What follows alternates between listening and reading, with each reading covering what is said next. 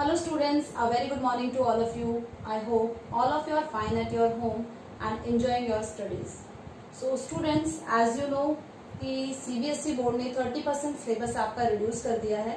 So it's a time of pandemic और एक बहुत ही अच्छा डिसीजन लेते हुए रमेश पोखरियाल निशंक जो कि एजुकेशन मिनिस्टर हैं अभी राइट नाउ, सो उन्होंने काफ़ी अच्छा डिसीजन लिया है. टाइम रहते हम लोगों को इन्फॉर्म कर दिया है, अदरवाइज जो 30% सिलेबस है उसका भी रिवीजन अभी हम कर रहे होते.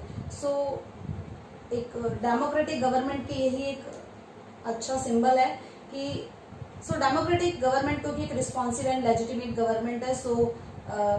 सिटीजन्स के लिए कुछ भी डिसीजन लिया जाता है वो सिटीजन्स को के फेवर में लिया जाता है. सो एक बार फिर से I appreciate the great decision by our government specially education minister की 30% सिलेबस उसको टाइम पर रिड्यूस करके हमें इन्फॉर्म कर दिया गया है ताकि हम उसका रिविजन ना कराएं.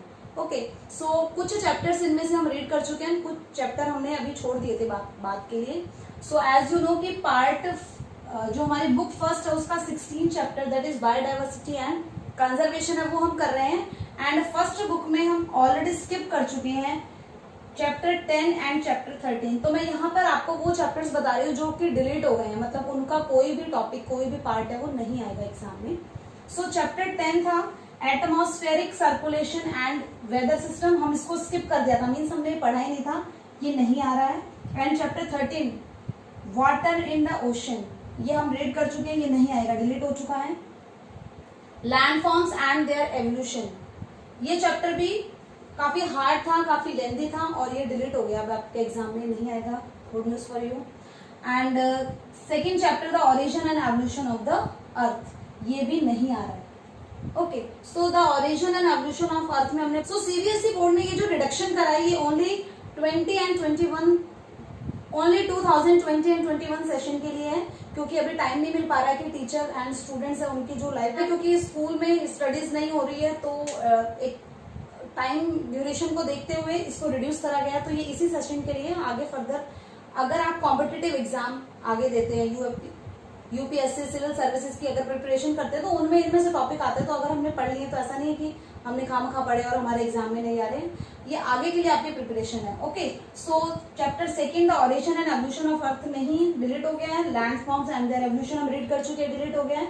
Atmospheric circulation and weather system ये नहीं आ रहा, डिलीट हो गया. Water in the ocean. So ये तो थे पार्ट फर्स्ट के चैप्टर्स 4. नेक्स्ट बुक सेकंड में हमारे जो चैप्टर्स हैं that is physiography. Physiography chapter 2 जिसमें हमने इंडिया के स्ट्रक्चर एंड फिजियोग्राफी के बारे में पढ़ा था, फिजियोग्राफी के बारे में पढ़ा था, ये नहीं आएगा, डिलीट हो गया है. क्लाइमेट चैप्टर जो कि हम क्लास 9th में भी पढ़ चुके हैं, मैंने इसको भी अभी नहीं पढ़ाया था, आपको स्किप कर दिया था, सो ये भी नहीं आ रहा है. And natural hazard and disaster हम इसको पढ़ भी चुके हैं, एक बार शायद रिवाइज भी कर चुके हैं, बट ये नहीं आ रहा है. सो कोई बात नहीं, फर्दर आपकी जीके के लिए या फर्दर आपकी नॉलेज के लिए जो चैप्टर पढ़ लिए हैं तो कभी जो एजुकेशन होती है वो तो नॉलेज होती है वो कभी बेकार नहीं जाते, आपको फर्दर वो कहीं ना कहीं यूज हो जाएंगे. सो अभी के लिए ये चैप्टर्स हैं वो डिलीट आपके सिलेबस में से. Okay, so now I hope आप सभी ने ये नोट डाउन कर लिए होंगे कि ये चैप्टर्स अब डिलीट हो गए हैं. ओके, सो इससे हमें काफी हेल्प मिलेगी, हमारा जो रिवीजन वर्क है या हमारा जो सिलेबस है उसको जल्दी से कवर करके फिर रिवीजन करने में. ओके, सो एक चैप्टर बुक फर्स्ट का जो हमने यहाँ पर बताया है आपको डिलीट हो गया, ये भी that is world climate and climate change. So ये भी हमने अभी रीड नहीं करा था, ये भी डिलीट हो गया. So 3 chapters that is atmospheric circulation and weather system मैंने आपको नहीं कराया था. World climate and climate change क्योंकि काफी टिपिकल है ये चैप्टर्स, इनको ये टाइम कंज्यूमिंग है इसलिए मैंने आगे के लिए स्किप कर देते हो और फॉर्चुनेटली ये नहीं भी आ रहे हैं. ओके, कॉन्सिडेंसली ये डिलीट हो गए हैं. एंड एक क्लाइमेट चैप्टर है, ये भी काफी टाइम लेता है क्योंकि मैप की हेल्प से हमें काफी समझना पड़ता है इस चैप्टर को, तो मैंने ये ऑलरेडी स्किप कर दिए थे, बाद के लिए बचाए थे कि अब जब टाइम बचेगा तब हम इनको कंटिन्यू करेंगे, तो ये नहीं आ रहे हैं. Okay, so this syllabus is related from your current syllabus and the further chapters हैं, मीन्स अगर टोटल चैप्टर 16 है इसमें और 16 में से आउट ऑफ 16 5 चैप्टर है वो डिलीट हो गए, तो 11 चैप्टर आपके बुक फर्स्ट के एंड 3 चैप्टर आउट ऑफ 7 में से 3 चैप्टर इसमें तो 4, सो दैट इज 15 चैप्टर आपको रीड करना. सो पहले आपके इसमें बुक फर्स्ट में 16 एंड बुक सेकंड में आपके 7, so total there is 23 chapters थे जो कि रिड्यूस होकर के अब 15 हो गए, तो काफी सिलेबस आपका रिड्यूस हो गया है, इट्स गुड फॉर यू। तो अब आप रिवीजन अच्छे से करना, क्योंकि अगर चैप्टर रिड्यूस हुए हैं लेकिन मार्क्स तो उतने का ही आएगा ना पेपर। सो एक चैप्टर में से जहां से 2 क्वेश्चन आते थे वहां से 4 क्वेश्चन आएंगे, तो हर एक चैप्टर को हमें अच्छे से रिवाइज करना है। Okay, so now continue our chapter, we read the biodiversity and conservation, और उसमें हमने काफी टॉपिक्स कवर कर लिए थे, and the last topic is conservation of biodiversity. Means biodiversity का इतना इंपॉर्टेंट रोल हमारे लाइफ में या इकोसिस्टम में या बायोडाइवर्सिटी पर डिपेंड करते हैं सभी लिविंग ऑर्गेनिज्म। सो बायोडाइवर्सिटी की कंजर्वेशन को हम कैसे करें एंड क्यों उसको कंजर्व करना जरूरी है। So biodiversity is very important for human existence. Human being के सर्वाइव करने के लिए बायोडाइवर्सिटी बहुत ज्यादा जरूरी है। So all forms of life so closely interlinked. So हमने फूड चेन पढ़ी है या इकोसिस्टम पढ़ा है, उसमें हमने पढ़ा है कि सभी लिविंग ऑर्गेनिज्म अपने फिजिकल एनवायरनमेंट के साथ में इंटरलिंक्ड होते हैं।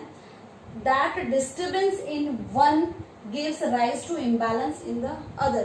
Means अगर लेडर हम देखें, यहाँ पर लेडर है, कोई भी अगर एक पीस को अगर हम यहाँ से हटा दे तो पूरे जो लेडर है, या हमने यहाँ पर स्टोन्स रखे हुए, एक स्टोन को अगर हम हटा दे तो पूरे जो स्टोन्स है वो क्या हो जाएंगे, इम्बैलेंस हो जाएंगे। तो इसी तरह से ये भी इंटरलिंक है। अगर डिस्टर्ब होता है कोई एक ऑर्गेनिज्म भी तो पूरी जो इकोलॉजी है वो इम्बैलेंस हो जाती है। सो बायोडाइवर्सिटी का कंजर्वेशन बहुत ज्यादा जरूरी है। There is an urgent need to educate people to adopt environment friendly practices and reorient their activities. Means लोगों को अवेयर करना, एजुकेट करना कि उनको एनवायरमेंट फ्रेंडली एक्टिविटीज, प्रोसेसेस जो वो फॉलो करते हैं या जो भी चीजें वो यूज करते हैं वो एनवायरमेंट फ्रेंडली हो, and their activities in such a way that reorient their activities, अपनी एक्टिविटीज में ऐसे चेंज लाना इन such a way that our development, कि अगर हमारा डेवलपमेंट हो रहा है तो वो हार्मोनियस है विद अदर लाइफ, यानी कि हमें फायदा हो लेकिन दूसरों को नुकसान हो, ऐसा डेवलपमेंट नहीं करना है। डेवलपमेंट ऐसा करना है जिससे और किसी को नुकसान ना हो, जिसे हम सस्टेनेबल डेवलपमेंट कहते हैं। ओके, सो हमारी जो एक्टिविटी है वो इको फ्रेंडली, एनवायरमेंट फ्रेंडली होनी चाहिए, जिससे किसी भी लिविंग ऑर्गेनिज्म या किसी भी प्लांट एनिमल कम्युनिटी है उसको कोई भी डैमेज ना हो। Increasing the consciousness for the conservation, means लोगों के अंदर कॉन्शियसनेस कि वो भी जागरूक हों कि कंजर्वेशन वो करे, एंड उनका भी इन्वॉल्वमेंट होना चाहिए, उनका भी कॉपरेशन, अपना सहयोग दे, वो भी हेल्प करे। किस चीज में, लोकल कम्युनिटी है या इंडिविजुअल है, वो सब अपना योगदान दे किस चीज में, कंजर्व करने के लिए बायोडाइवर्सिटी को। ऐसा नहीं कि गवर्नमेंट की ही रिस्पॉन्सिबिलिटी है कि उन्होंने ही जो लॉज है वो फॉलो कर, उन्होंने ही जो लॉज है वो बना दिए हैं एंड सारा जो देख रेख करेगा वो गवर्नमेंट करेगा कम्युनिटीज को बचाने का, प्लांट एंड एनिमल को नहीं। जो इंडिविजुअल एंड लोकल कम्युनिटीज है उनकी भी रिस्पॉन्सिबिलिटी है। एग्जाम्पल लेते हैं, जैसे किसी फॉरेस्ट में कोई ट्राइब रहती है, सो ट्राइब है वो भी देखेगी कि कोई इलीगली हंटिंग या डिफॉरेस्टेशन है या कटिंग ऑफ ट्रीज है वो ना करे। सो इंडिविजुअल हमारे खुद की रिस्पॉन्सिबिलिटी, ऐसा नहीं कि कोई हमें देख रहा है तो हम जो हमारा गार्बेज है उसको इधर उधर फेंक देंगे, कोई नहीं देख रहा है तो नहीं। ये हमारा एक इन्वॉल्वमेंट है कि हम अपने एनवायरनमेंट को क्लीन रखना है, इसलिए हम गार्बेज को प्रॉपरली डंप करेंगे जहां पर उसकी स्पेस बनाया गया। ओके, तो इसे कहेंगे हम इंडिविजुअल का इन्वॉल्वमेंट भी होना चाहिए। The critical next point is the critical problem is not merely the conservation of the species nor the habitat.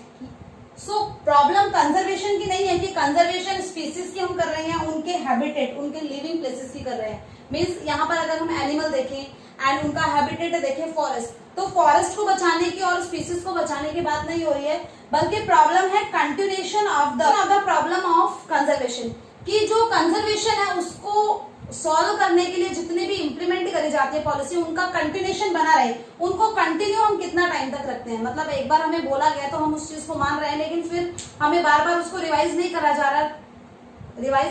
जा रहा तो हम भूल जा रहे हैं। सो प्रॉब्लम स्पीसीज के कंजर्वेशन क्या, उनके हैबिटेट को बचाने की प्रॉब्लम नहीं है। प्रॉब्लम ये है कि कंजर्वेशन कितने टाइम तक कंटिन्यू रहता है, या हम लोग कितना कंजर्वेशन को कंटिन्यूअस रखते हैं, मतलब। Okay, next point for conservation is the government of India along with 155 other nations have signed the Convention of Biodiversity at the Earth Summit held at Rio de Janeiro, Brazil in June 1992.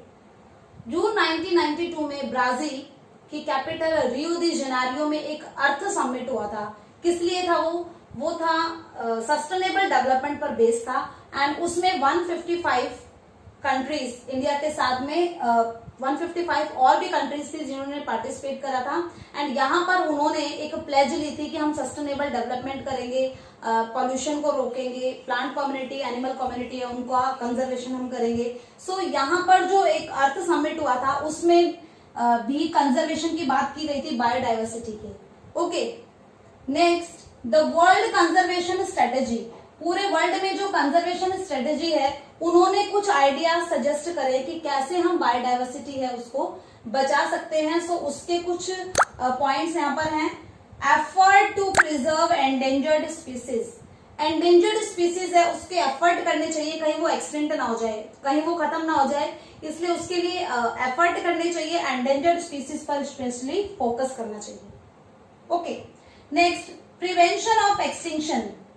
Extinction मतलब विलुप्त हो जाना, खत्म हो जाना चाहिए, खत्म हो जाना। So proper planning and management के साथ में जो ये एक्सटिंक्शन है उसको रोका जाना चाहिए कि कोई भी स्पीसीज है वो पूरी तरह से खत्म ना होने पाए। इस तरह से मैनेजमेंट एंड स्ट्रेटेजीज प्लानिंग करनी पड़ेगी।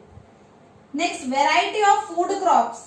अब फूड क्रॉप्स या टिम्बर, कुछ ट्रीज होते हैं वो फेमस होते हैं टिम्बर के लिए, अपनी ड्यूरेबल टिम्बर यानी hard timber, trees, live stocks, animals, kettles, trees, food crops, इनका क्या करना चाहिए, शुड बी प्रिजर्व। इनको भी प्रिजर्व करके रखना चाहिए ताकि फर्दर फ्यूचर में ये बनी रहे, एंडेंजर ना हो और इनका एक्सटिंक्शन ना हो।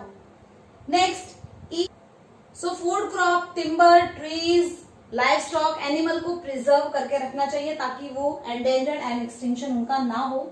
Each country identify habitats of wild relatives. जो वाइल्ड रिलेटिव्स हैं, जहां पर वाइल्ड स्पीसीज मिलती है, उनको पहचानना चाहिए, उन हैबिटेट्स को आइडेंटिफाई करें एंड उनका फिर प्रोटेक्शन किया जाना चाहिए। Okay, and international trade in wild plants and animal. Wild plants and animal यानी जिन्हें हम एक्सोटिक प्लांट्स कम्युनिटी कहते हैं, जो आउटसाइड हमारे किसी एक पर्टिकुलर हैबिटेट है उसके आउटसाइड एरिया से आई है, आउट के वहां पर लगाई गई है वो स्पीसीज, उसको भी रेगुलेट करना चाहिए। मतलब एक लिमिट में ये जो एक्सोटिक प्लांट्स होते हैं या जो वाइल्ड एनिमल्स एंड प्लांट की जो स्पीसीज है उनका ट्रांसफर उनको रेगुलेट करना चाहिए। ओके, ताकि जो इंडिजीनियस स्पीसीज है वो बनी रहे, एक पर्टिकुलर इकोसिस्टम की जो इंडिजीनियस कम्युनिटी है, इंडिजीनियस स्पीसीज है वो वहां पर बनी रहे। And the last point is to protect preserve the variety of species. Different type के प्लांट एंड एनिमल स्पीसीज हैं, उनको प्रोटेक्ट एंड प्रिजर्व करने के लिए जो हमारी नेशनल बाउंड्रीज है, विद इन नेशनल बाउंड्री जो हमारे स्पीसीज एंड प्लांट है उनको प्रोटेक्ट करने के लिए द गवर्नमेंट ऑफ इंडिया ने एक एक्ट पास किया था जिसे हम कहते हैं wild life protection act. Wild life protection act 1972 में पास हुआ था, जिसके अंदर में हम नेशनल पार्क एंड सेंचुरीज बनाते हैं। National sanctuaries and national park क्या होते हैं, जहां पर hunting and cutting of forest है वो बैन होता है। ये गवर्नमेंट का प्रिजर्व एरिया है और ये किस लिए, ये बायोडाइवर्सिटी को कंजर्व करने के लिए। Okay, this is all about this chapter. इस चैप्टर में हमने बायोडाइवर्सिटी का मीनिंग, उसके types and how we conserve the biodiversity, को क्या चीज हार्म करती है एंड उसको हम कैसे, इसके नेगेटिव इम्पैक्ट, इसको लॉस, तो बायोडाइवर्सिटी के लॉस को हम कैसे रोक सकते हैं, ये हमने पढ़ा है। आई होप आप सभी को समझ में आया होगा। So read this chapter from your NCERT book and do your studies regularly. आपकी नोटबुक से आई होप कि कंप्लीट होगी। अगर फिर भी आपका कोई चैप्टर है वो मिस हो गया, आपने नहीं करा है, तो आप प्लीज बताइए मुझे, ताकि पता चले कि आपका कौन सा चैप्टर आप नहीं कर पाए हैं। I will send you the work again. Okay, and complete your notebook and regularly send your homework for checking. Okay, it's mandatory for all of you. Okay, so thank you.